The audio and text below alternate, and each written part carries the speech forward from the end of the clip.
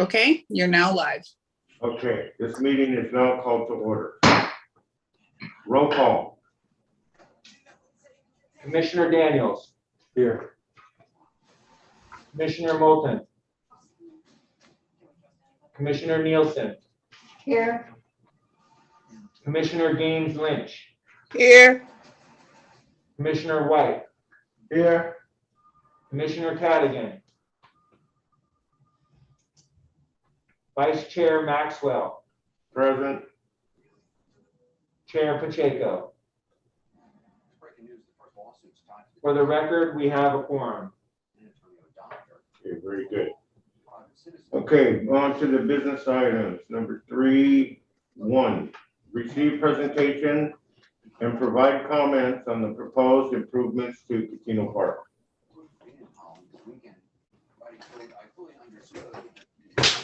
All right, we have Nisha Patel, the Public Works Director and City Engineer, that will be giving the presentation.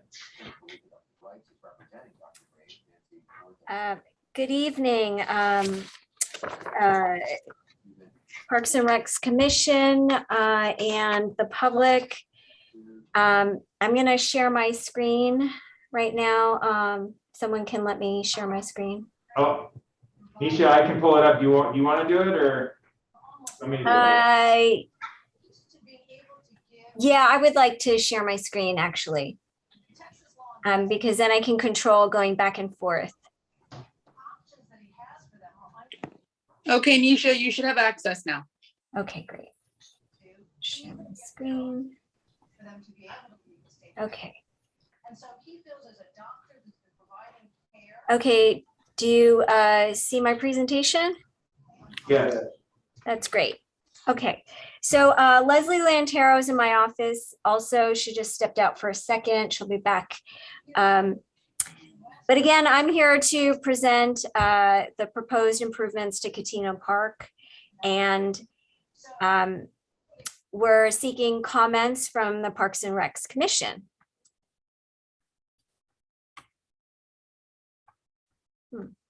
Okay, so to give you some background, in October of 2017, the conceptual plan was approved by several departments. It was a joint meeting between the City Council, the Planning Commission, BAR, and the Parks and Recs Commission. So that at the combined meeting, the conceptual plan was approved. But something to note was that we didn't have any financing approved at the time. So this was kind of more of a wish list, and it wasn't based on a certain amount of funding. So then in December of 2017, the council approved moving forward with improvement plans for 88 upgrades to the restroom, snack shack, and the walkway entrance from Noche Buena. And they also approved construction of a multi-use synthetic sports field and escape park. And then in July of 2018, council approved the design and construction of the improvements that were approved in the previous December. September of 2018, the $5 million bond, which was going to finance the Catino Park improvements, was approved. And in October of 2018, the construction contract was awarded. So in August of 2019, the construction was completed.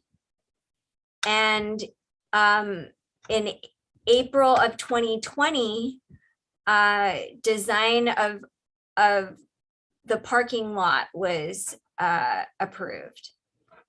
And at that time, we thought we had a different amount of funding left over, and based on what the acting finance director at the time gave us for the amount, that's what we approved for additional improvements. Then we found out that there was quite a bit more funding available, and so we were going to proceed with additional design. We went back to council this past June for a design amendment with the consultant to for them to design the stormwater retention needed, a new playground, a pump track, visitor bleachers, an accessible pathway from Noche Buena up to the sports fields, solar lighting, and some landscaping. And so the combined project would be the parking lot and all those improvements. So this shows the conceptual plan, and I was explaining that this wasn't based on any amount of funding. And the conceptual plan includes that the synthetic turf multi-use sports field, the skate park, a relocated half basketball court, so it'd be a new basketball court and the old one would go away, a new parking lot, a new playground, a storage, the ADA improvements to the restroom, snack shack, and a walking path. Then there's a walking path around the sports field, new fitness equipment, home bleachers, and picnic tables. And then this next slide shows the improvements that were made. I know it shows like phase 2 and 3 and all that on here, but this is the best plan because it was colored to show you the improvements that were made. And so the upgrades to the snack shack in the bathroom, the skate park, this pathway right here, some landscaping to buffer between the convenience store and the sports field. I don't know if I mentioned the bleachers already. And are these are the dugouts where they knew the new dugouts? And I think I caught everything. And then we had some Connex boxes installed over here. So that's the storage. And then the next plan shows the improvements that are in design currently. And so we're going to maintain the existing basketball court and not relocate it. We're going to install a new parking lot, a new playground, pump track, and this shows the more oval looking pump track called the speed ring. We're going to have some landscaping to buffer between the houses and improvements that we're going to install over here. And the visitor bleachers. And we'll have an accessible path coming up from the driveway so that it's safe for people to walk, people that are walking to the park to come enter the park. And then we'll have this accessible pathway too. And we'll have an accessible pathway. This will extend all the way out to the bleachers. And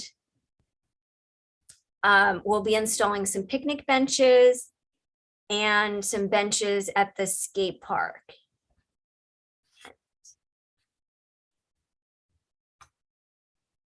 And this shows the other option for the pump track, and it's called the triple threat. It's a more triangular version. And it is slightly more difficult than the other pump track that I showed.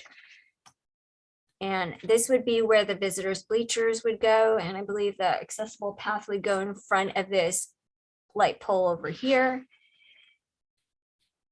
And this shows the current condition and the current equipment for the playground, it is dilapidated, it's rusting. It doesn't pass inspections, it's old, outdated, we can't get replacement parts for it. So we'll be putting in some new equipment. I think the next slide shows the new equipment. Okay, so there would be an area for little kids to play, and we aren't going to go with like this house type of thing over the slide. We'll have a slide that's not covered because we received comments that this could be an area for like homeless or bullies to hide out, or like, you know, teenagers to do bad things and hide. We'll have so an area for like slightly older kids, and then even for slightly more older kids, and there'll be like some fitness equipment. I think the next slide shows another angle. So there will be more inclusive type play equipment. And this has another view of some of the fitness equipment too. And again, we're not going to go with something with a house over it. We'll go with some other kind of play feature, but with a slide. And this is where we're proposing to put the pump track, and we're going to do a huge cleanup of this area because it isn't as cleaned up as the rest of the park. We're going to remove all these concrete features. This, I believe, is a barbecue and these other concrete walls here. We're going to remove these eucalyptus trees because eucalyptus trees tend to be like dangerous. They have low-lying roots and they can fall over really easily. And our arborist says that these trees aren't in good shape anyway. And we'll replant. We're planning to put in some landscaping over here to buffer some small trees or bushes. And can you still see my screen? Yes? Yes. Okay, great. I'm going to continue. And this shows the option for this more oval shapes pump track. And it will provide more room for like as a buffer between the houses and the pump track. But if we can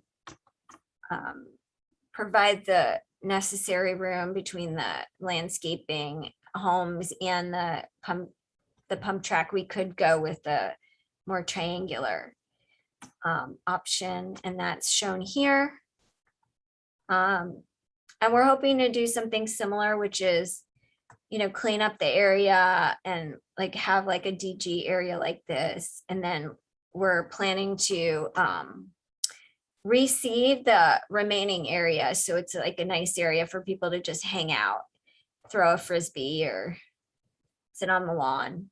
And we'll have some picnic benches up closer to the Boys and Girls Club. So any of the kids, like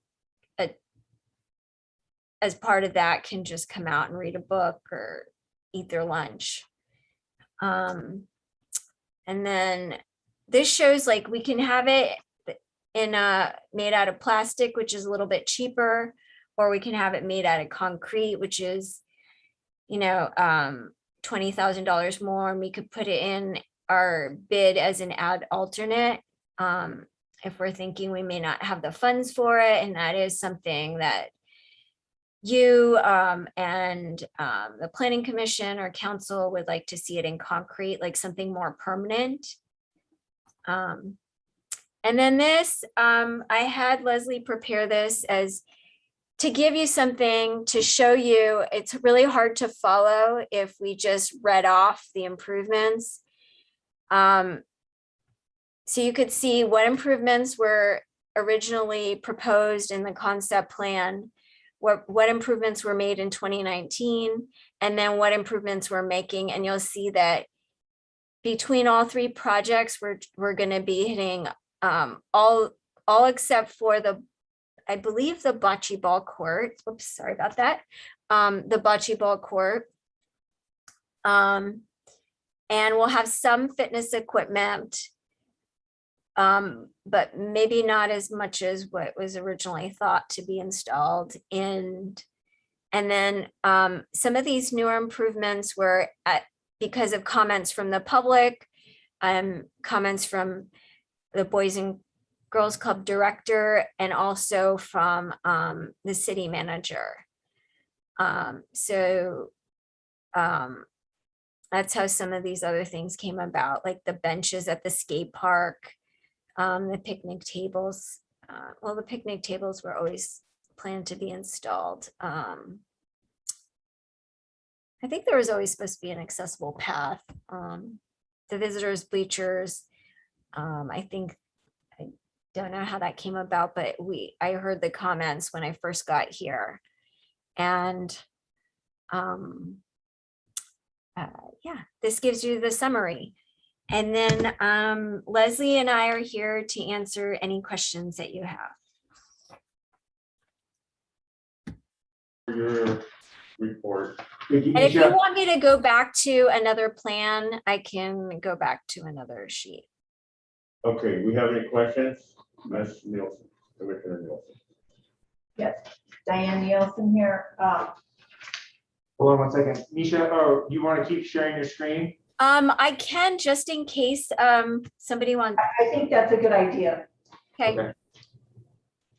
because I wanted to ask a question about, well, I have a number of questions, but I don't want to hog up the whole time. So I'll ask 2 questions and then come back.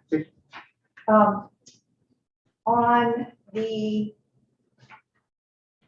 page where you were pointing out with your pointer, a pump track and other things, that is the one, that's the first one that is really tiny. I think. Is it the sheet that I'm showing right now? That one there? Yes, that one, yes. Okay. Could you do me a favor and quickly run over and describe the lower right, upper left, because I can't really see. Oh, sure. Okay, so this is facing north. You can see the north arrow. This is San Pablo, this is Noche Buena, and I think this is the convenience store. Correct. So right now there's like a fancy entrance over on this side that was installed with the 2019 project. And so if you wanted to enter on Noche Buena, you'd come in here and there's a parking lot that would be on the left. Is that what you mean? Where? That's where the playground is currently now. The parking lot will be where the playground is currently. That's correct.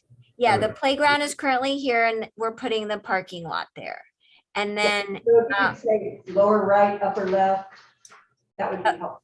okay, so this is on the lower left. Can you see me, my cursor? Yeah, That's where the playground currently is, and that's where the parking lot will be. okay. And then just east of that, so above it, would be where the playground will be. Okay, and now I see it. It's really hard to read on these copies, so. Okay, Yeah. I mean, I can, maybe let's see if I can, oops, that didn't work. Good. No, it's the size of the copies that are. Okay, all right, That's why I'm asking you to describe. okay, so just to the left of that would be the pump track, whichever configuration we end up going with. And then between the pump track and the homes would be where the landscaping, the buffering landscaping. So we'll put some nice shrubs or tall shrubs or trees to buffer. We'll be reseeding this whole area out here. We'll be removing all the concrete that's just hanging around there and just looking like it's left over from something. And we'll be putting some picnic benches. And again, this will be all grassed. We're going to irrigate it. We're going to put some lighting for the parking lot, and that will be solar. Is that correct, Leslie? We'll have an accessible pathway from the parking lot up to the sports field. And we're also going to try to put an accessible path from the street up to the parking lot, cross, and then they can just keep going. So that way, if somebody wants to walk to the park, they have a safe way of getting across. So all the additions are basically in the lower left. Lower left, a lot of them are, but then we're gonna put in some new bleachers over here. They look kind of tiny on this plan. They're not to scale, like they'll be as big as these bleachers. But these would be the visitor bleachers, and we'll have an accessible pathway, a concrete pathway extended to the bleachers. Great. And did I miss anything? I think I have got. a question on the same site plan. Okay, who's How, I'm- on Bobby Maxwell, okay? how many parking spaces will be available? And of those, how many will be ADA or handicap accessible? It's 10 spaces, and does that include the handicap? Leslie's gonna check. She has a plan on her desk that shows that. Thank you. Actually, it's in my trash, I think. It might be in my trash. No? Okay. She'll check and we'll be able to get back to you in a couple minutes. Thank you. But I think it's only one handicap spot, but if we're gonna look into whether this tree needs to be removed, and then we could get another spot or two. And if we do, we are gonna have to remove, like, there's a dead or dying tree somewhere around here. And our arborist checked it out, so we're gonna have to remove that tree, unfortunately. I have a question about that. Yes, Are you going to replace it with another tree? yes. Okay. Are you going to replace it with a native tree, or have you decided? You know, we welcome comments. I think it's a cypress that's being removed, and do you have a preference? Does the commission have a preference? I don't really want to throw out the tree name right now. I don't really know how big that space is, but I'm sure we have some ideas about. That's a large tree. I mean, we're gonna replace all the eucalyptus, and we're also with not eucalyptus, but another tree that's better suited for the area. And we're gonna put new trees over here, and then we can also probably put in a new tree over where that other one is being removed, but the one that's being removed is dying, and it was causing some issues. I don't remember. Oh, okay, so we have, well, Mr. Maxwell. Yes. So Leslie checked our site plan, and it's gonna be 9 regular spots and 1 ADA compliant spot. Okay, thank you. I also am going to announce that our chairperson, Franco Pacheco, just arrived, and he'll be chairing the rest of the meeting. But I'm sorry, I couldn't hear. There's like a little bit of an echo when you were speaking. I'm sorry. Our commission chair just arrived, Oh, okay. so he's going to take over the meeting as chairman. Okay, Yeah, great. If Franco, if you need me to go through anything really briefly for you. No, you're good. I'll listen to the YouTube while I'm driving. Thank you. Okay. I think Commissioner Daniels had a question for you though. Yeah, I have a couple of questions. First, is there a plan to add an entrance on Lowell Street? And who's speaking? I'm sorry. Commissioner Daniels. Okay. And then you were asking if there was going to be any plans to, Create an entrance on Lowell Street? on What street? That's, it would be on San Pablo. San Pablo? On Lowell Street? Oh, Oh, Lowell. Lowell Street. I believe it's Lowell the or north side of the Luxton? field. Lowell? Where's Is there that? any plans on adding an entrance to the field on Lowell? Oh, no, I mean, it's really steep over there and, I think with the budget remaining, I don't think we'd be able to do anything at this time.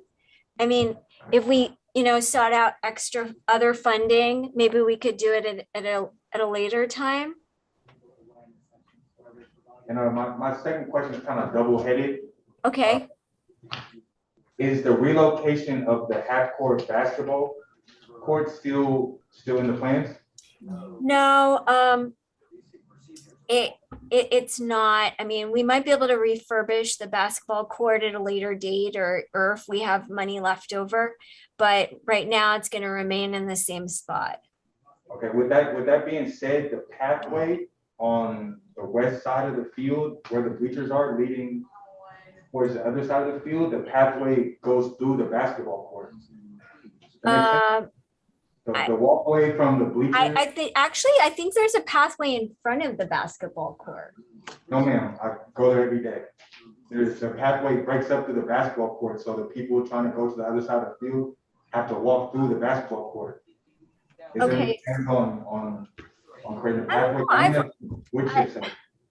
Okay,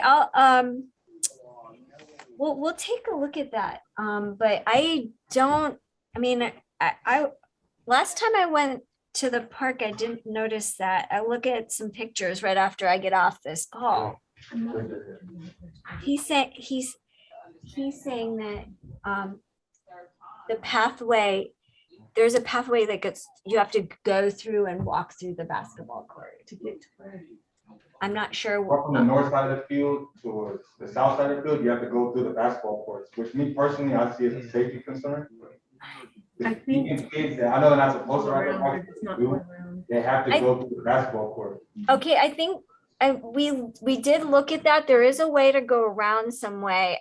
I don't know which way you're going, but There's a pile of wood chips there, like you. no, not through wood chips.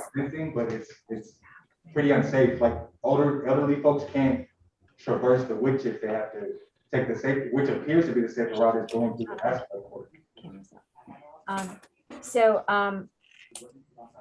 Just hold up a second. Leslie's gonna show me, I'm gonna show my cursor which way you go. There's entrances here. He's saying to go from the north to the south part of the park. He's saying you have to go through. Well, this is like a vehicle entrance, Yeah. but there's entrances over here. So if you can come up here to go into here and just walk over here. Come to here, go through the gates and Okay. then walk over here. It Yeah, just but depends. he's saying to go from this side to this side. No, to go from here to here. He's You saying, can go this way.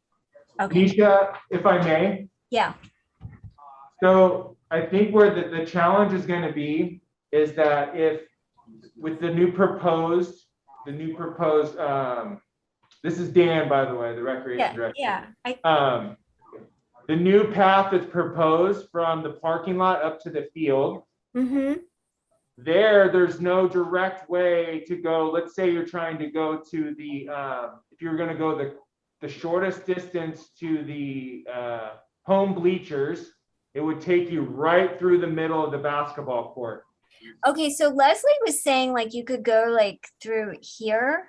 Yeah, you would have to come back down and around. So Yeah, I think mean- what Commissioner Daniels is saying is that with this new pathway, if we're talking ADA and we're trying to go the quickest way to home base, you would have to go that pathway and then back down and around instead of going the straightest path right there.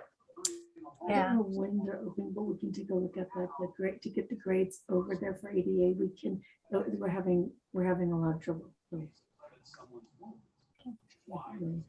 we can look at that.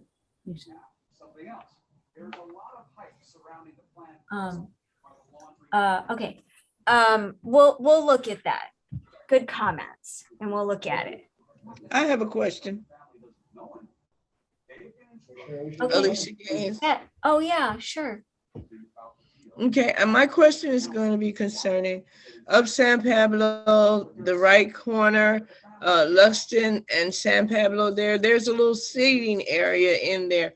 I don't know if I heard you discuss that area, and is there going to be any changes made to that little seating area? I often see the teenagers congregating in that area. So what is going on in that little area?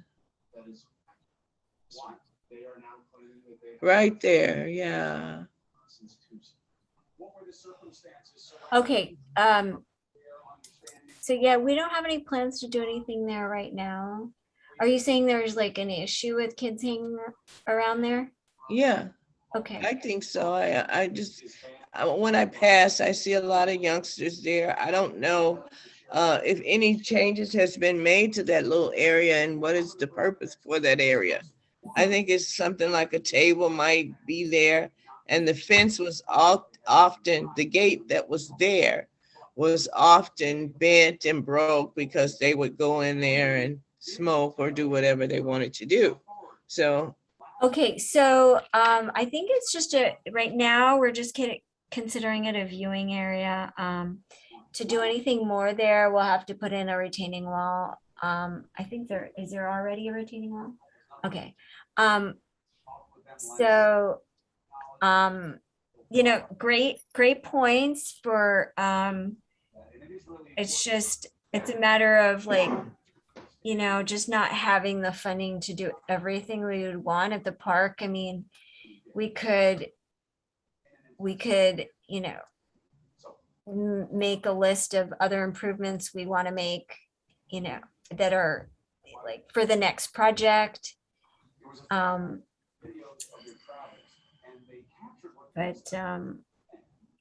right now we're looking at the improvements that we had with the budget remaining. Did that answer your question, Ms. Lynch? James Lynch?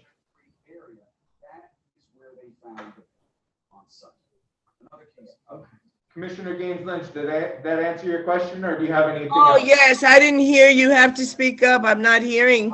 Oh, I'm sorry. Yeah, I mean, like I said, there aren't any improvements planned for the area. It'd be really expensive to put in a retaining wall to do anything more over there.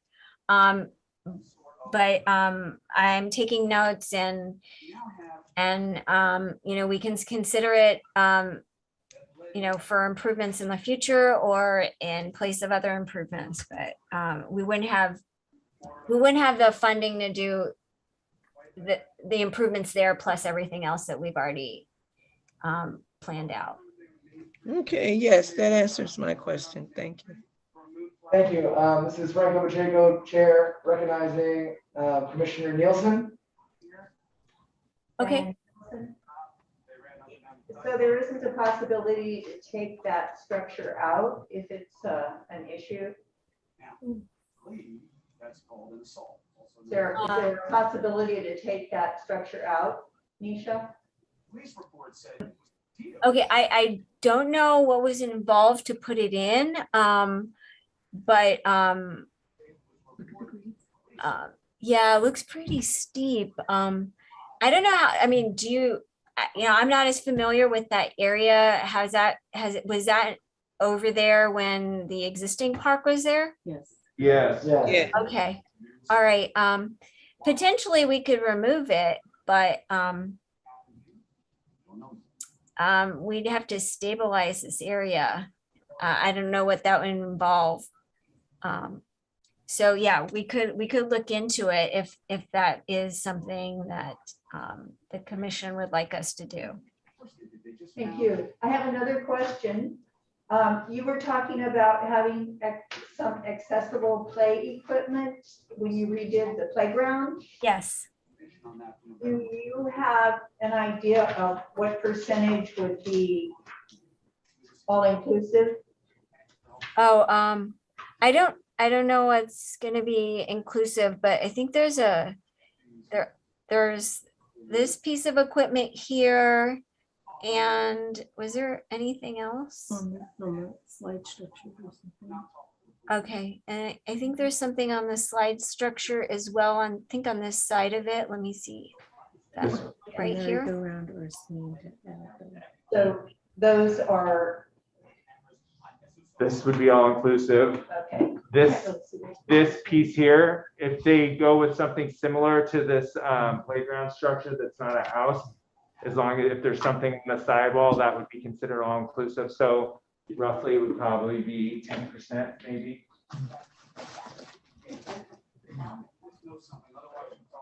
Isha, what's the square footage of this? What's the surface and what's the square footage of the footprint? Do you know? Leslie's gonna give me that information. She wrote it down, I just can't see. Did you write it down?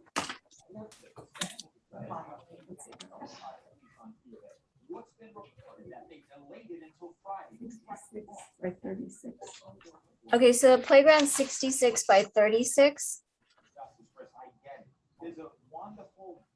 Thank you. Did you hear me, Dan? Yes, thank you. I think it's 66. Okay. I can't read it. And the surface, I think is it's it the rubber or is it wood chips? wood chips. Oh, yeah, wood chips. Did you read it? You said wood chips, right? Not rubber chips? Wood chips. Okay. It is considered ADA accessible. Yes. Certainly. Um, One more time, Ms. Nielsen. And you were talking about replacing the eucalyptus trees, and you don't have trees chosen for that yet? No. Okay. Could I or anybody on the commission send suggestions? Oh, yeah. We'd love suggestions. And my last question is, when you were talking about the speed ring, it says it's a beginner track, a starter track, and you said it could be made in plastic or cement. Yes.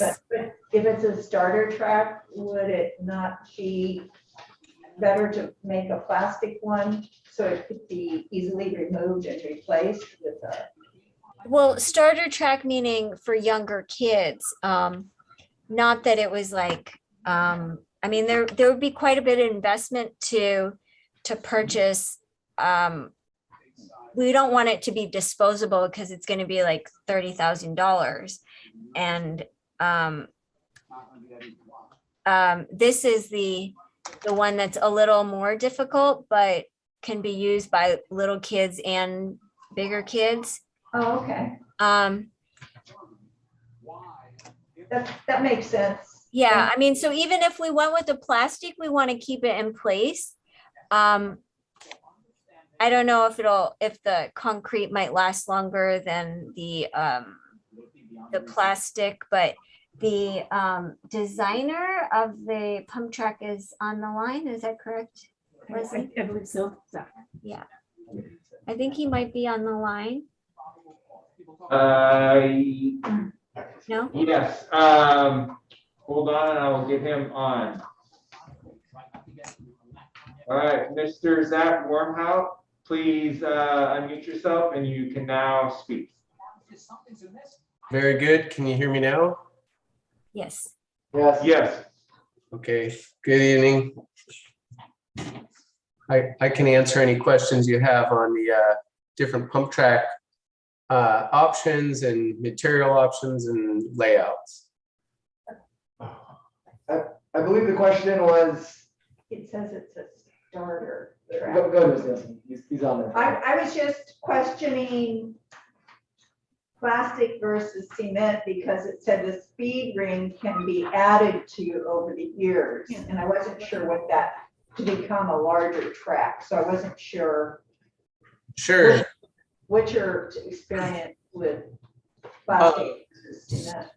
What they're referring to there is that it's a modular system so that you can actually buy additional pieces and you could make it a larger elliptical shape, or you could make it a figure 8. So that's what they mean by it could be added to over time. And since it's modular by design, it also lends itself to the opportunity to be taken apart and sort of, even in its current total number of pieces, like reoriented within the site.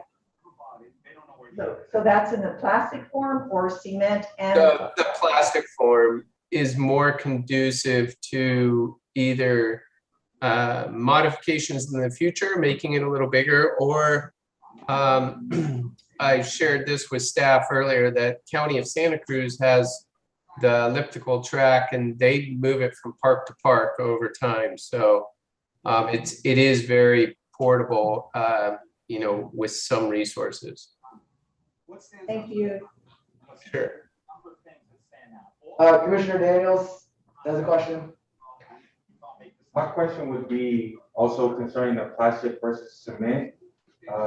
Is there a huge price difference on the improvements concerning plastic and cement? And what is the durability of the plastic model? I would say, one thing to point out here is this picture shows it being utilized by people on bicycles, but these are also capable of being used by scooter riders and skateboarders. And just as a quick overview in response to your question, it's beginner level, but there's advanced riders of all 3 of those different user groups, skateboard, bike, and scooter, that an advanced user would like it just as much. They wouldn't stay as long, but they would come and visit it briefly. And in terms of durability, I believe, for example, the County of Santa Cruz has had theirs for almost 8 years, and it's in pretty good shape. The concrete definitely is a higher level of durability, but you lose the sort of mobility of it. Not that you intend to necessarily move it from park to park, but it's just a far more significant undertaking if you try to make if you try to grow it by picking up additional pieces, or if you were to ever consider moving it, it's a much bigger undertaking. Sure, thank you. Yeah. I have another question. Franco Pacheco, Commissioner, or whatever I am. So with what's the durability difference between the plastic and concrete? Are we talking years, months? And then Ms. Patel, follow-up question, thank you. Was there a particular, which one were you leaning towards before we dove into this head first? Two-parter. Twice as fun. You were asking, okay, I couldn't hear the first 2 questions. Okay, I'll start with you. Is there a particular material we're leaning towards? No, we're actually gonna do it as an ad alternate and just get the bids for the plastic and the concrete. And then we could just choose based on, how the bids come in. And then if we had, decided we wanted to go plastic, or the council wanted to go to plastic at the time of award, then we could just go with plastic. And then what else did you want to ask? Just the variance and durability between the 2. So how long will the concrete last versus the plastic? Are we talking decades, years? I mean, that's Okay. my question. I think that Zach could answer that better than I could. Yeah, thank you. Yep. I think it's pretty reasonable to expect you could get 8 to 10 years out of the plastic without the need for any type of structural repairs. But with the concrete, you're going to get a longer haul out of it. You probably could get a good 15 years easily. So the concrete is definitely more more durable. So, Thank Mr. you. Commissioner White, I have a question. What is there any maintenance that has to be done to this, the plastic, track? There's not a lot of maintenance. It's a bolt together system, and the manufacturer does a pretty good job with the connection points and minimized amount of connections. There's not a lot of movement, so there's not a lot of ongoing maintenance whatsoever. I mean, what maintenance would be limited to is a maintenance person just reviewing the bolts to make sure they're tight. But otherwise, structurally, it's like a high density expanded polyethylene or something like that. It's very hard, rigid plastic. Thank you. Commissioner Gaines again. So this is a track that you put together. So by any chance, if this track is damaged by some chance, how expensive is it to replace? Can you just replace that portion that is damaged? And how expensive is that to do?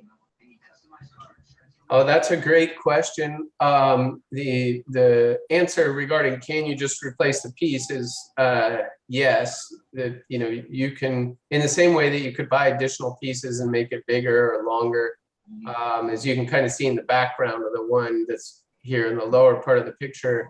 And in terms of the pricing, I don't know offhand, but the pieces there, there's probably 1, 2, 3, 4. 8, there's probably 14 pieces at least of sort of the bigger sections in this triple threat shown here. So if you look at the price and maybe divide that by 14, you could figure that it's probably $2,000 to $3,000 for a piece. Okay. Thank you. This is Dan. I have a question. Yeah, I do. We, kids will be kids and things will happen. How hard is it for, let's say, someone to come in and remove the pieces on their own?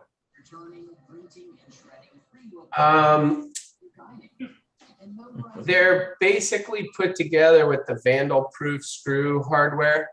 So someone would have to figure out a way to get a piece of that. I know firsthand, I used the one with my kids here in Santa Cruz and County, and I've used a couple other ones. And I don't yet, like you said, people will do just about anything you don't expect. But it's been put in some pretty rough neighborhoods, the one in Santa Cruz County, and people just basically kind of use it and leave it alone. There hasn't been any incidents of graffiti or vandalism that I'm aware of. Thank you. I just had to ask the question. Absolutely. Thank you, sir. Any other questions for Mr. W? Very good. No? Okay, well, thank you so much, sir, for being willing to help us out. Dan, do you have anything? I would say if the commission doesn't have any more questions, I'll open it up to public comment. Awesome. Let's rock. Public comment. All right, public comment is now open. Members of the public wishing to speak on this item, you may have 2 minutes to speak.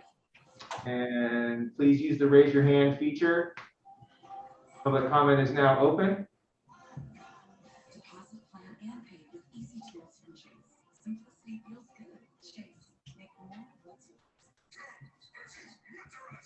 I have not seen any members of the public wishing to make comments on this item. Okay.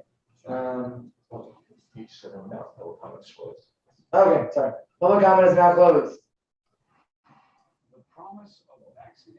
Back to you. So the commission, this was just a information item. So if there's no other comments. Okay. Well, thank you everyone for presenting that. Thank you, Ms. Patel. Moving on to item number 2, which is receive presentation from Blue Zones Monterey County. All right, so For those of you that are not aware, the commission or the city council just approved a resolution in their support for the blue zones of Monterey County. And with us tonight, we have Tanya Ruse, she's a member of the Blues. She works for the Blue Zone Project, Monterey County. And I asked her to come and give the commission a presentation about the blue zones and how, we can move forward with the city to become blue zone, hopefully certified at some point. So without further ado, Tanya, take it away. And maybe it might be best if you maybe stand like kind of like right over here. Stand. All right, this good? Yes, let me pull up your presentation. Here. For more on this, I want to bring in Dr. Good to see you. Thank you. Now, getting me to take a vaccine, not easy. Getting me to give one to my kids, really. Okay. All right. Thank you all so much for having me. Can you hear me online as well? Maybe a thumbs up out there.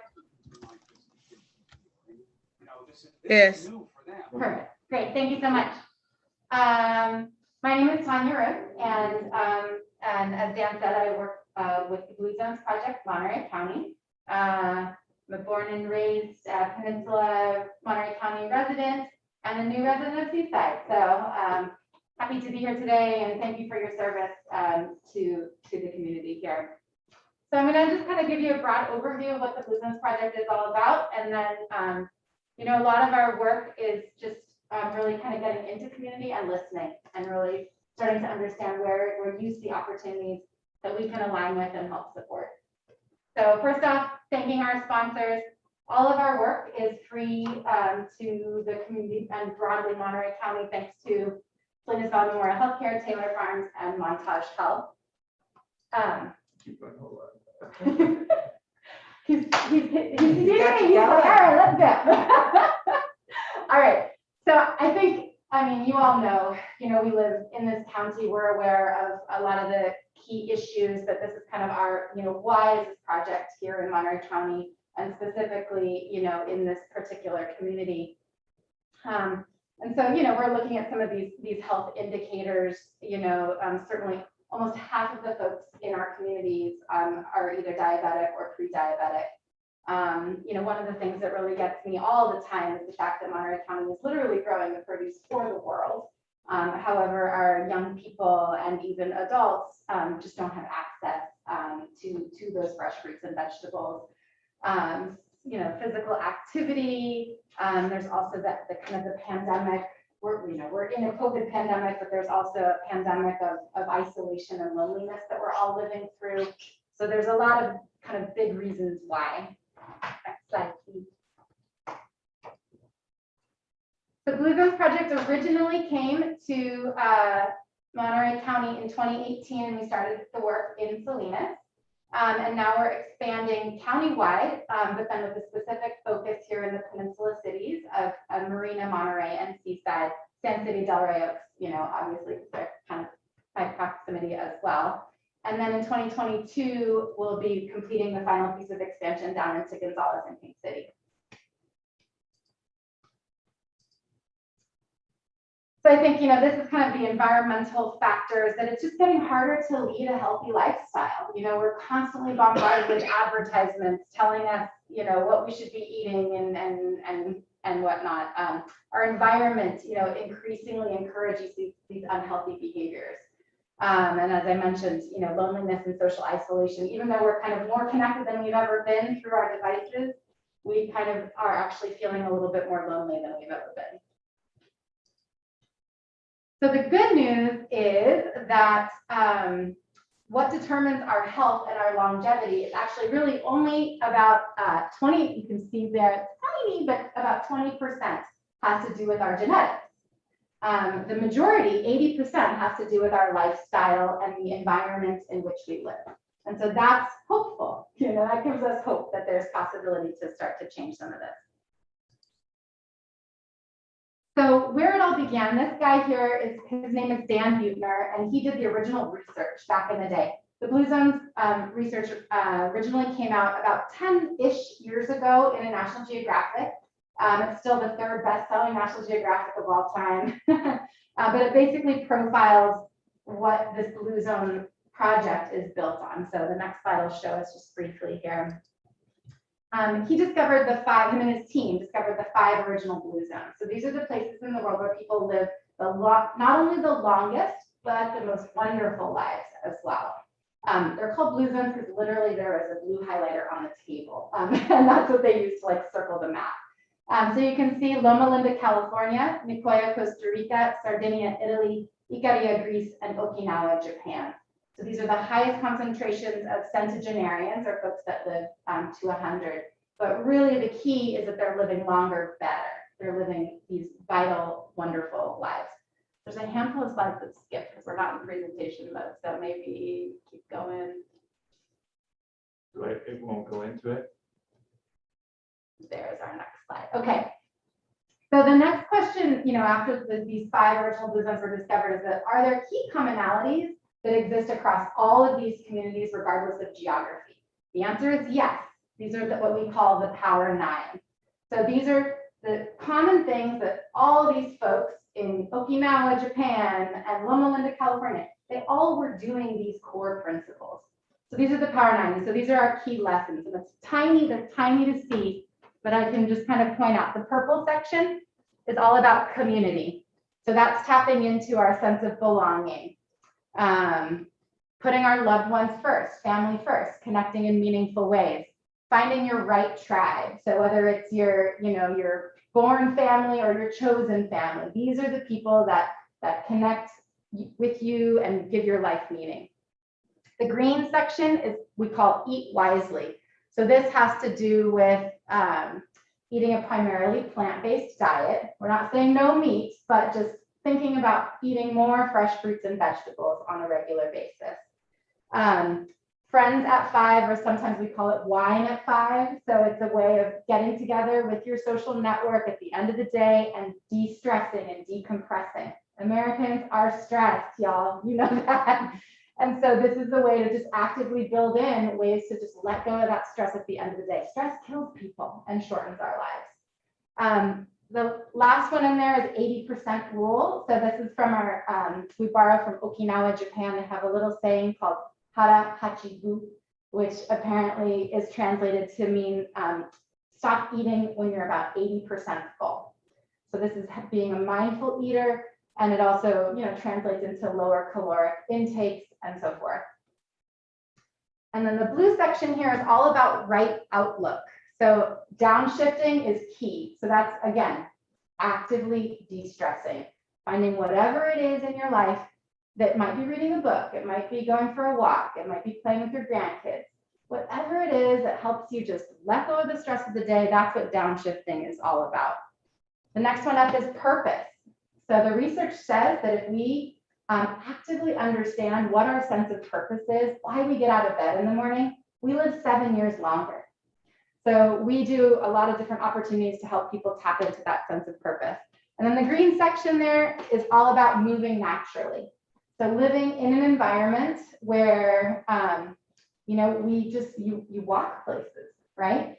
It's not really about going to the gym and pumping a bunch of iron, although, weight training is good, but it's basically designing our lives so we have consistent low intensity activity throughout the day. So our project works across 3 kind of different areas. We work with people, we work with places, and we work with policy.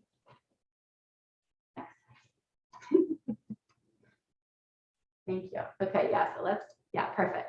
So just to give you some examples of how we work with people and what we do in that capacity. So we call them walking moai. So these are walking groups where we bring folks together just to go out and go for a walk on a weekly basis. We've launched probably 5 or 7 from all across Monterey County over the last couple of weeks. And it's just been incredible to see, strangers that come together and they form these social bonds. And it's not, we're not like spandex clad, like race walking. It's really just coming together, meeting some new folks and getting out and moving naturally together. and then they set the same time next week. So there's that social accountability, and people are out there just having a great time. And we hold our purpose workshops. So that's, we actually were going to do one here at the Oldenmeyer Center last week, but we ended up pivoting it to virtual just because of some of the, changing COVID conditions. But that's a 2-hour workshop that we offer to help people really tap into what their purpose is all about. So those are some examples. We're out in the community a ton, connecting and getting folks involved. So here's the places. So we are going to start working with multiple places within the Seaside and greater community here. So schools is one example. So we have a whole kind of list of best practices, evidence-based best practices that we'll work with site administrators to bring into schools to make the learning environment healthier for the young kids. Additionally, we could also work with schools as work sites. So then we're also building in structural pieces to make it so the school staff are also, supported in their well-being and wellness efforts. We're looking across major employers in the community. I know right now we have Sean Monterey Signs down on Broadway, that group. They're working towards their work site approval with us. So we're looking for work sites across the city that are interested in bringing some of these well-being practices to their communities.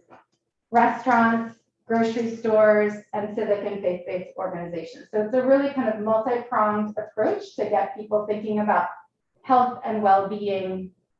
We're also working with the Monterey County Weekly, or just in the early phases of getting them on board as a work site as well. And then policy. So that's kind of, I wanted to speak with you most about this, and I'm curious to actually hear from you a little bit as well. But so the policy work that we do with community is, this is kind of how the change is sustained over time. So we work within the context of the built environment, so making our cities more livable, bikeable, walkable, urban parks, public transit, all these different pieces. And it's been great so far working with the city and just starting to identify where are these opportunities. And that's, a big part of why, it's great to be here today with you all. We also work on tobacco policy. So obviously in California, we're pretty advanced, in terms of our tobacco cessation efforts, but there's always room for improvement around that. Certainly in the space of starting to try and put a little bit of regulation or parameters around vaping and flavored tobacco. Those products are essentially unregulated right now, and those are some of the things that get kids hooked early on. They're like candy almost, and then they become lifelong users. So those are just some examples of ways that we're going to be working with policy around that, and then food policy as well. So that's education, access, all those pieces. And we just launched a food policy council for Monterey County. It's really trying to bring together a lot of these actors to get at that piece that I was talking about, that we're growing the future of the world, but how is our communities not really accessing that food? So I wanted to just share a little bit. So this, I'm here today because I want to hear from you all, and it was great actually to sit through this what y'all are proposing to do at Coutinho Park. The goal here is really to, as you can see, we're looking to enhance the built environment, to promote moving naturally, these social connections, and overall well-being, right? So it's looking at transportation, land use policies, and projects that will hopefully bolster economy, bring about equity and so forth. So that's kind of the overarching goal. And so as Dan was mentioning, we're wanting to work with the city towards certification. So these are kind of what we're hoping to attain, obviously in collaboration, that's the only way it'll work, is looking at, what are some demonstration projects that we could come to together that we can help support. There's also this idea of a marquee project. So this is like a big project that is highly visible, that will be, lasting in the community for multiple generations. There are pieces already in the works. So it's just figuring out the ways that, we can support, align, connect dots, and support that work. looking then at specifically at like local policies or plans, capacity building, and then seeing how to kind of have a regional approach to some of this work. And so just based on some of our conversations, that we've been having, I know, thinking about the Laguna Grande, the JPA, that, that's in process, and I'm, excited to learn about that and learn, more, where there's some opportunities maybe there. Certainly the Fortac Trail, is something that is coming, and well, it's a topic of much discussion at the moment. And, but I mean, that's certainly in terms of the long-term vision of trying to support people moving naturally and alternative commute routes, these sorts of things. I certainly recognize that there's an amazing group, the Friends of the Seaside Parks here. I would love to figure out, ways to, channel volunteers or support some of that work as well. I know a piece, I don't know, Dan, were you saying it was in this group that there's a chance? Is there some? Yeah, we've been discussing community Yeah. garden. So so I'd be really, really excited to hear, what are some ideas there. My previous work life before I worked for the Blue Zones Project, I was the co-founder and executive director of Me Earth, which is a nonprofit community-based environmental education center at the mouth of Carmel Valley that's national recognition and all sorts of things. So that's definitely my little kind of wheelhouse. So I'm curious to hear what, where the interest is in this group. I know there's also potential interest in bringing back the farmers market in the city of Seaside. I know it was around and didn't work for multiple reasons, and just curious to hear, excuse the pun, but what the appetite is for bringing something like that back. But yeah, just wanted to kind of tell you and share with you all kind of what the big picture is of the work and the scope, and then actually just want to hear from you too. So we can there's not really much in the rest of the presentation, but that's kind of the big picture.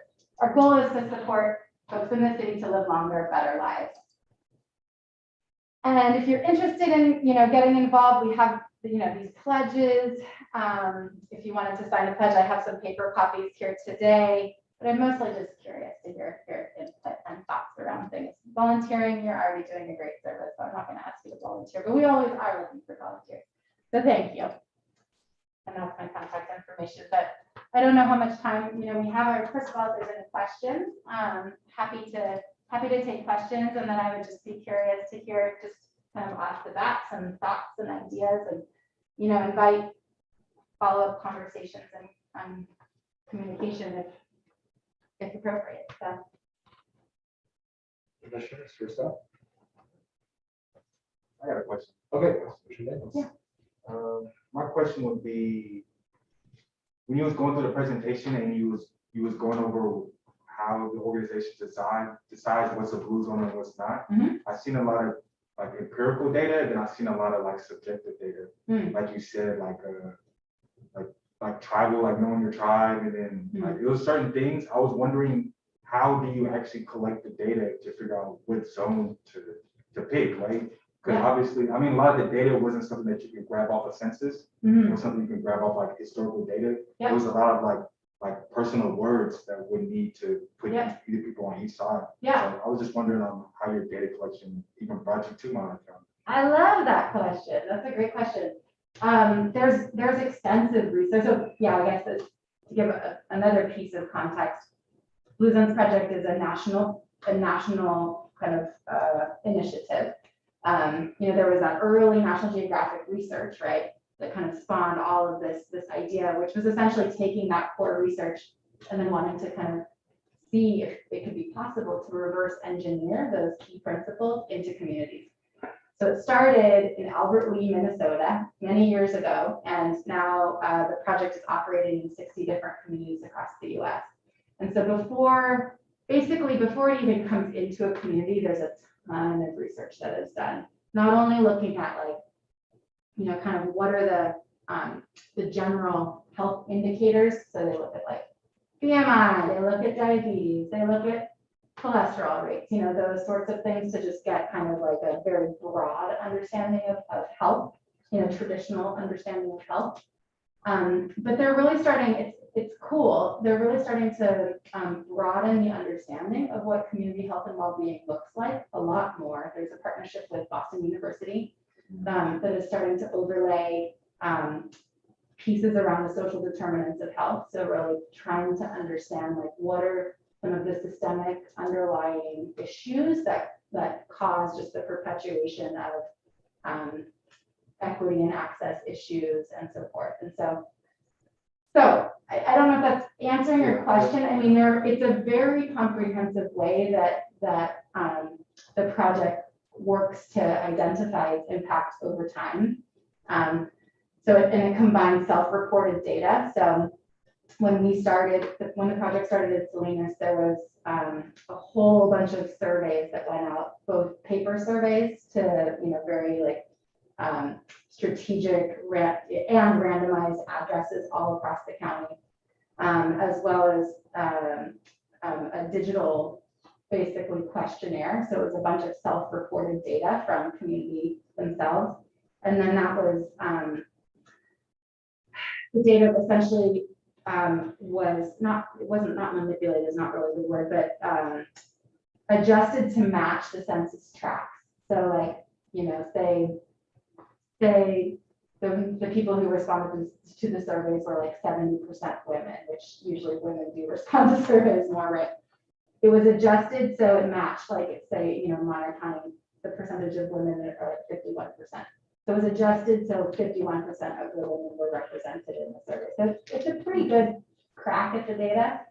And so that's kind of that piece. And then in order for the project to come into community, there needs to be, interest from the community. So there's a lot of folks that were queried. And then the other piece is that there needs to be local funding.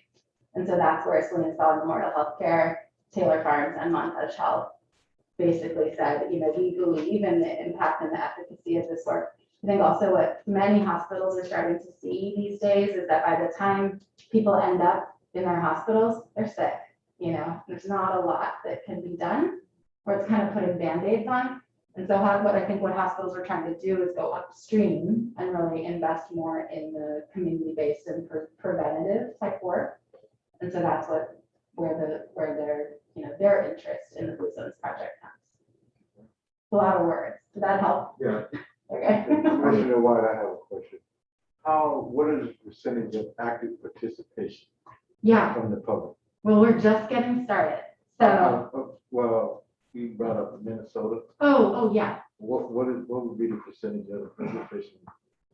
Yeah. there, just to, kind of give me an example of how much it is Yeah. maybe really active, because a lot of people work during the day. Yeah. And the kids are in school and they get home, they just want to eat and go to bed. Totally. Yeah. So do you have a percentage of active participation? Yeah. Yeah. So, so when we're talking about impacting people, the kind of the minimum benchmark is that by the end of the project, 15% of the population over 15 in the community where we're working are actively engaged in the project.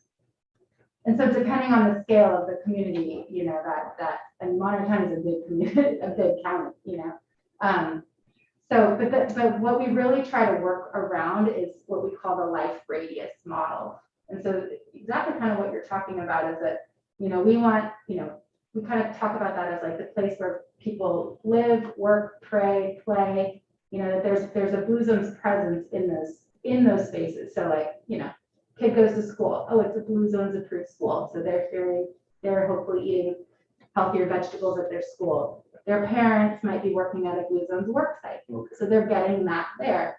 And then the city is like, we're helping build a new bike path or something like that, right? So they have where they go shopping at the grocery store. It's a Blue Zones grocery store. So it's all like kind of changing the environment within where people live. So it's like kind of the healthy choices are just easier and more accessible. So it's your presence in all these different locations. Yeah. Yeah. Yeah. Okay, thank you. Mm-hmm. Why do you use Blue Zones grocery store? Good question. I mean, there's a lot of different pieces there. But one example that I think people can kind of grasp is like, think about it. I mean, I've been at the grocery store many times and I'm hangry, like going through the aisles and like trying to get, you go like down the checkout lane, right? and there's candy bars and soda right there, and you just grab it because you're hungry and you need to, you have to go somewhere else. So we do something where we try and put in a blue zones like checkout lane.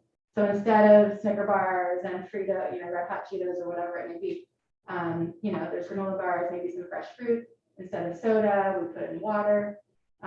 So there's still an opportunity to make those impulse buys, but instead of them being junk, it's healthier food options. So that's, one example. Like for instance, like for snack bar, for instance. I know my ears perked up. I made a note to follow up with them about that, what that concession is, and it's always a balance, right? Because oftentimes they're fundraisers for We have to have both, yeah. Yeah, You have to have a choice. yeah, but at least seeing if there might be opportunity for healthier options, to have them available. So yeah, does that help? And some of the, like for instance, food trucks that they're proposing. I've been tracking that very closely. Have you? I have, yeah. There's been a conversation with Because that. I remember when I was listening to presentation on it, they were talking about having more healthy, more accessible, healthy food. And I was wondering what that meant in a food truck. Yeah. Well, this is a conversation that Beth and I continue, Beth Roca, Oh, okay. Yeah, that we're engaged in that dialogue now. Because there are a couple, I know that the permitting the fee structure is being relooked at.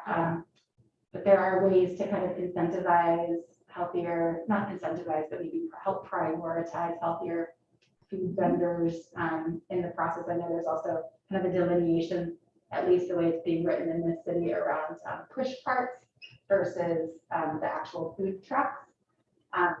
So I think there's an interesting opportunity with the push carts to try to support the actual selling of whole fruits and whole, fresh vegetables, because then it almost becomes like a mini farmer's market on wheels, that can kind of go into neighborhoods and communities. So there's I think more to come on that. But I've been watching that and listening and providing a couple of comments in that as well. So Great. yeah. I have a few questions. Sorry, Frank Pacheco, meeting person. I'm a teacher. Oh, cool. So when you mentioned schools, is that a collaboration at the private level? Is that usually, I guess, obviously not yet here, but in the 60 other cities, is that with your school district, or is that with individual schools, or what does that model look like? Good question. Yeah. Well, I did have a meeting with the superintendent Ziffenbaugh, and he's very on board with the concept of the Bluegrass Project. And wisely, he said that, he can mandate, but like the change is really going to come from the individual school site. So he's wisely kind of putting it in the hands of the school sites and the principal, or leadership teams to express their interest. So that's kind of how it goes. But certainly as public, we're very interested in mostly working with public schools. I think the kind of best practices lend themselves, maybe best, I don't know if that's the right word, but wow, they lend themselves well to the elementary level. Middle school as well, and high school, I think, there's different opportunities for high school students, but the kind of the curation of the school environment is very different, in the lower grades. So yeah, so there have been a few. I know Delray Woods has expressed interest here in the city. There might be one other school in the city of Seaside that is excited, and I know several schools over in Marina have been interested as well so far. So I don't know where you teach, but That's excellent. Follow-up question. You mentioned in passing, I suppose, or a grander scale of ideas. On our work plan, we actually have 2 of them, right, Dan? I'm correct. We have, in theory, the steps towards a walking path to the top of Mezcal. And then we also have the community garden. So I guess my question then is, what does that collaboration actually look like beyond the presentation? Yeah, great. Well, I would love to learn more. So whether that's returning to this meeting as a whole, or meeting with a small group of you all to learn more about that and hear and understand what your vision is, and then starting to understand where I can kind of support support or connect dots or find additional resources, those sorts of things. So yeah, that to me would be the next step. I have business cards, I'm happy to share them. Let's follow up with that, just like, I think, like, what our challenge is we're trying to identify a location for a community garden. So I think once we get that location identified and we start the process, what does that look like? Like for, with blue zones? Yeah, well, that could be the leveraging of volunteers to help build out the garden. There could be potential funding that we can kind of find through the different networks. I think there's a lot, our county is so broad, and there are so many folks that are doing amazing work that can kind of get siloed. So I think that's also, one of the great aspects of the Blue Zones Project can do is really kind of connect across that and share resources and do capacity building type work. So I think just off the top, those are some examples. But my wheels can get turning, and then we could have some other ideas. I think, within the school environment, because we also support school gardens, and there's like curriculum sharing, but there's best practices that can be kind of brought across different community gardens. So I think there's lots of opportunities there. Awesome. Yeah. I have a question. In your presentation, also, you said that in order for Blue Zone to stay, that you needed funding. Mm-hmm. With that question in mind, is Blue Zone planning on working with the public, or do you plan on working like with other private organizations like the city? Or do you plan on doing fundraising? I guess I'm trying. It sounded a lot better in my head. You're good. I got you. I'm with you. No, At what capacity do we work with the Blue Zone? Do we work on as a city capacity, or do we as citizens? Mainly, who do you see the Blue Zone working with? It's like kind of all different facets of the community. So we work definitely with municipalities, and kind of at a policy level, but it's also very, it's the schools and the restaurants and the work sites and the grocery stores and the individuals, the folks in community that just, want to get out and go walking together, So from that view, we're excited to work with and engage with whoever is really interested. For the first phase of the project, we're fully funded. So there's no additional dollars or funding that we need to seek. Once a community reaches its hopefully, the certification, then, we kind of go into phase 2, and sometimes it changes across all the different Blue Zones communities, how that starts to evolve. Sometimes the existing sponsors stay on because they're like, this is amazing, we want to keep going. Other times, it'll turn into, maybe a nonprofit organization within the community. It really just depends on kind of what it is, or it might get absorbed by another entity, it all varies. Yeah. But the first phase of the work is totally funded by our 3 sponsors. So we don't have anything to worry about there. So at least for a little while.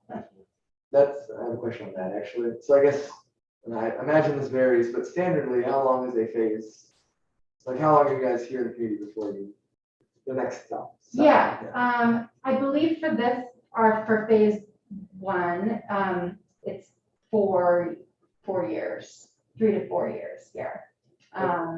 But then, I guess I never want to say guaranteed, but I imagine it evolving, in terms of being a presence. But that's part of what we try to do, is really then, align directly with existing efforts and really hear what are the needs. So it's not like we're coming out of left field being like, hey, this is a great idea, we're going to do this, and then the project ends. It's really about identifying what will be the longest and most sustained benefit for the community over time. And that's done through building partnerships and getting in with groups and listening and seeing where they lie in it.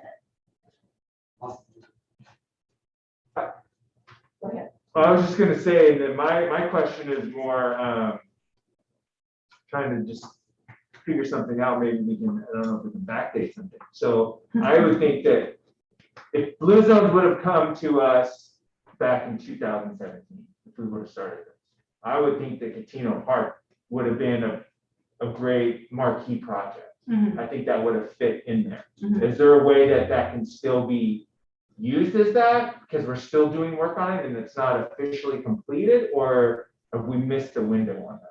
No, I was actually thinking, and I know I wasn't supposed to be talking during that whole time, but I was curious about what happened with that fitness equipment, because I think that there could be maybe, an opportunity to build something like that in there, but it's possible, I think, The fitness equipment was just That's another. probably a whole other story.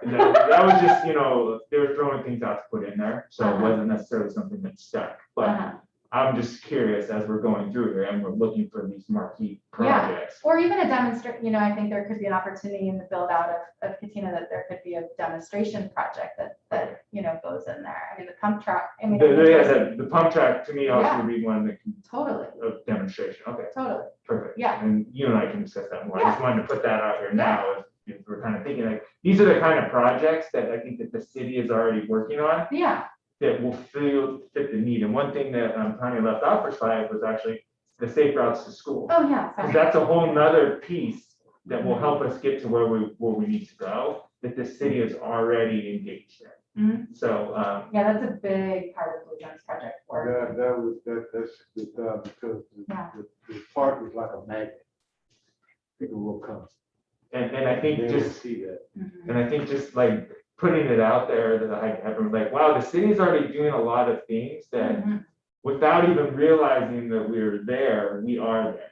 So Mhm. I think for the commission to kind of understand that and see, like, we are doing a lot of great things, and we're just adding these extra pieces. Mhm. I want to go to Alicia, do you have anything? You're muted. You're muted. Muted. She's sweet. Muted. Oh, she might be talking. Someone else. Alicia, you're muted. Hi. I just wanted to go to you to see if you had anything to say about this before we go to public comment.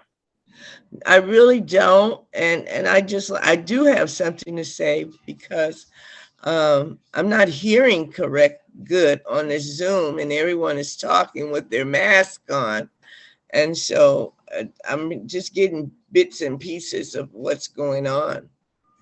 Okay, well, thank you for letting us know that. We're trying our best here to make it easy to be understood, but thanks for the piece there. Awesome. Commissioner Davis. You guys got one more. Are we a blue zone, or are prospectively turning, you see potential in us becoming a blue zone? Yeah, that. How does that happen? With the marquees.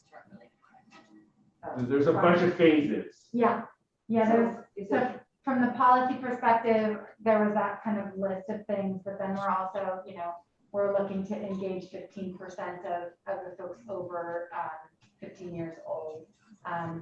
We're looking to engage, I don't have all the numbers at the top of my head, but, a certain percentage of the major employers in the community, a certain percentage of the restaurants in a community. Okay. So that's, we're like looking for that tipping point of change. Yes. That certain percentage of the schools in the community.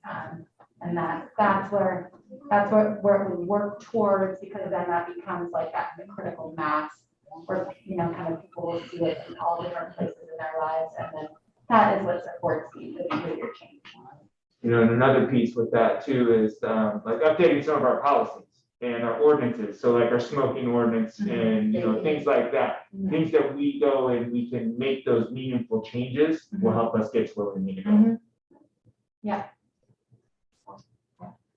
Well, thank you for your time. Hopefully this is just the beginning of more conversation. Let me see here. Comment. Public comment. So members of the public wishing to speak on this item, you may use the raise your hand feature. All right, Miss Sarah Haller, you have the floor to speak for 2 minutes.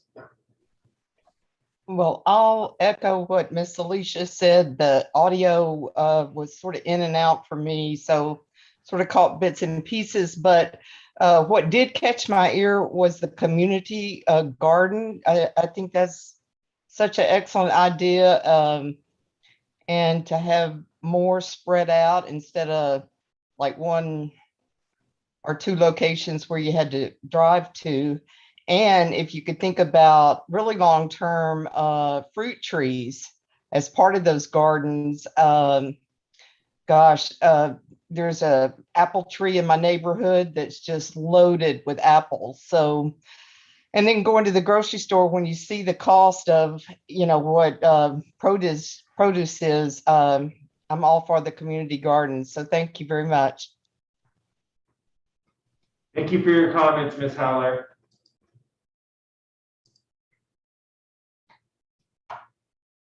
All right, public, there's no other members of the public on Zoom. So, and there's no one in this building. Okay, we're gonna close public comment there, and we thank you for coming to President, and we hope to collaborate further and work towards making ourselves a blue zone, however we can help you. Perfect, thank you. Yeah, I'll make sure that the copy of my presentation is submitted as part of your meeting minutes. And then I also have, I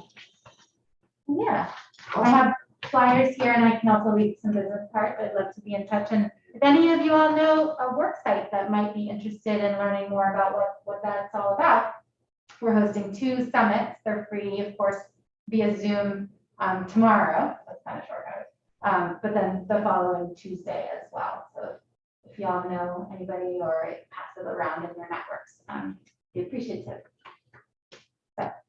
Awesome. Tanya, thanks for coming. I really appreciate it. Yeah, I'm thrilled to be here. Thank you. Good. All right, we don't do committee reports or special meeting things? No. Wonderful. So it looks like we are on to item number 4, which would be adjournment. Here. All those in favor? Aye. I adjourn this meeting. Thank you. Thank you everyone for attending. Would you like one?